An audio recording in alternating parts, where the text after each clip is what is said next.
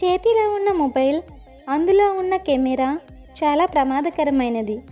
అజాగ్రత్తగా ఉంటే అవి మన జీవితాలను కూడా మార్చేస్తాయి.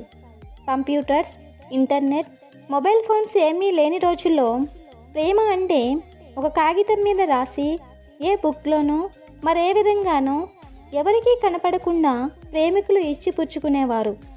అప్పట్లో ఇలా ప్రతిదానికి సెల్ఫీ తీసుకోవడానికి ఉండేది కాదు.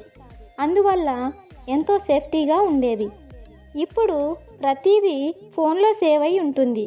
అది ఒక్కోసారి చాలా ప్రమాదం కూడా.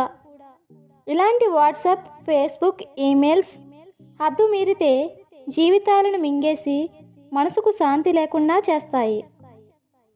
అందమైన జీవితము అద్దాల మేడ లాంటిది. చిన్న రాయి విసిరిన చెదిరిపోవును.